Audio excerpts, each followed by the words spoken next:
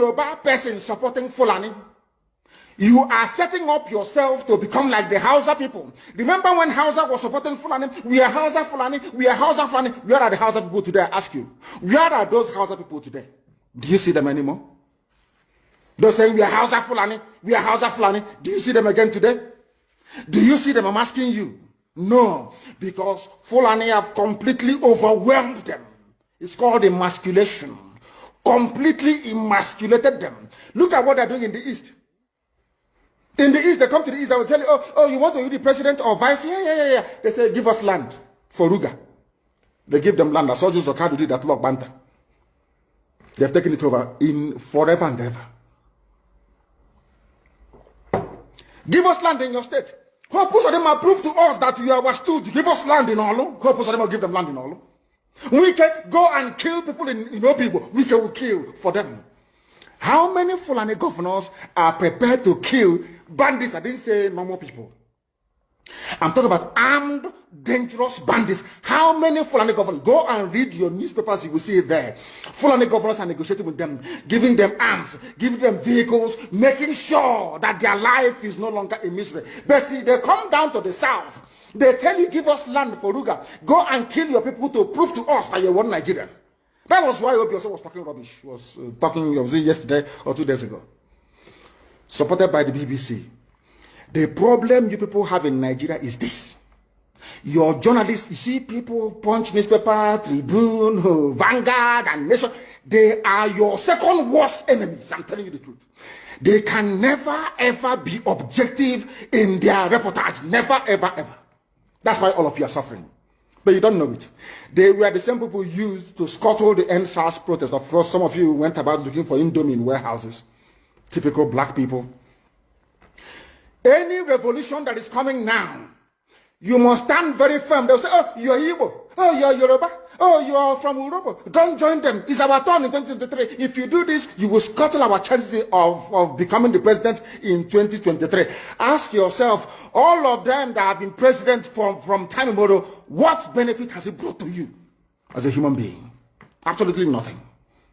So you have nothing to lose. Absolutely nothing to lose.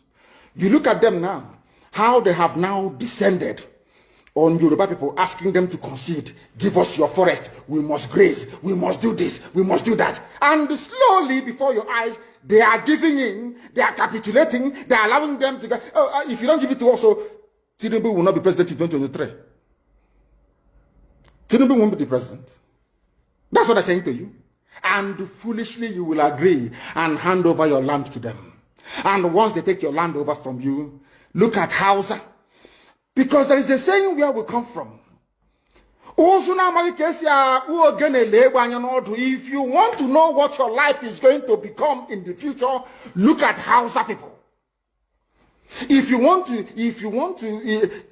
to understand appreciate, I will say, the life that you are about to bequeath to your children and grandchildren, look at Hausa people.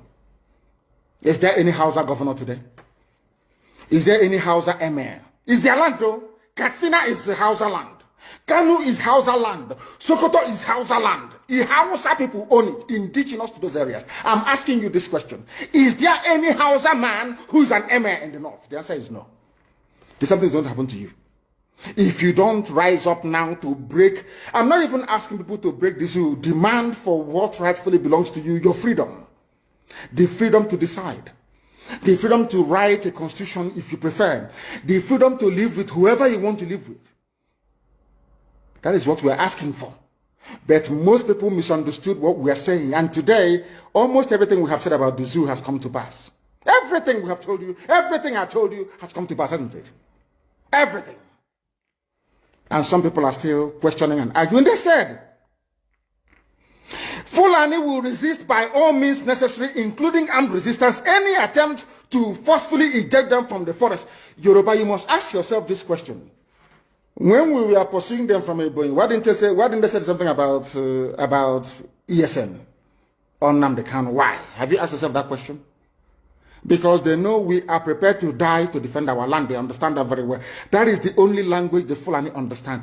You cannot say to Fulani, oh, let us have a Fulani president. And after that, all will be well. Never, ever, ever. they will continue to expand.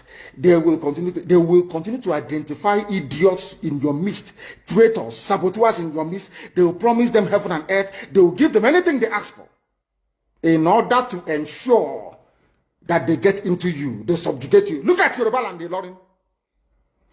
Yoruba, how did you lose Ilorin? You lost Ilorin because somebody thought or felt that by aligning himself with what he felt was a superior Fulani force, he can defeat his own people. Afonja, what happened? As a result of that miscalculation, the great Yoruba race lost Ilorin to Fulani Caliphate. That is why in Ilorin you have an emir of Ilorin, not an Oba of Ilorin, answerable to Sokoto. That is where Lai Muhammad comes from. You can see them. Sokoto slaves in Yoruba land. When I say that it's not religion, it has nothing to do with religion. It has everything to do with the mentality of a conquered people. Now they have left Ilorin, having taken Ilorin and taken it to Sokoto. They now want to come into Oyo. They want to come into Ondo. Once they take over all those places, it's over for the Yoruba race. Over for you. No, never again will anybody rise a man of honor or integrity in Yoruba land. Never ever. It will only be their stooge. Look at what's happening in the East. Only Fulani stooges can now emerge in the East. It took them very many years, nearly 50 years, to accomplish this very simple task of making sure that everybody, be it Ohanese, be it Pandef, be it governor, anybody you're bringing out must come to the north to swear allegiance to the caliphate. All of them, bar none. Is there any political godfather in the East? There is none. They all go to the north to go and swear allegiance to the Janjaweed. That is why our life is in a mess. That is why they can do something like Obiozo and make him the Ohanese President General. In front of our eyes, in front of Korokoro. And what did they bribe? They gave money to BBC. They gave money to all Zoo newspapers. They started to trumpet. Obiozo, Apex Group, Apex. You saw them holding their meeting under a canopy. A ton without shame. A whole Ohanese. Under sand, ton canopy. Maybe you saw it disgraceful and shameful. Talking rubbish. The man looks like a Janjaweed anyway. Talking nonsense. These are people they have prepared for you to sell you down the drain. By the time the Fulanis are done with you, believe you me, if you don't rise up now to fight for your freedom, by the time Fulanis are done with you, you'll be more useless than a Hausa peasant doing Babiala somewhere in Zaria. That is the future that awaits you. Now, our people must understand this very clearly, especially my Yoruba brothers and sisters. It is about time you stop supporting evil. That evil is in Asorok. That evil is a gang of reprobates calling themselves presidency. All right, so you see the short video you just watched. Don't be me talking. If you have anything to say about it, drop it in the comment box. And if you don't have anything to say about it, look up here, you see follow. Click on the follow. And if you are watching on YouTube, look down here, you see subscribe. Subscribe and turn on the bell icon so that whenever I post a new video, you'll be the first person to see it. My name is FK, and this is FK Entertainment. Thank you.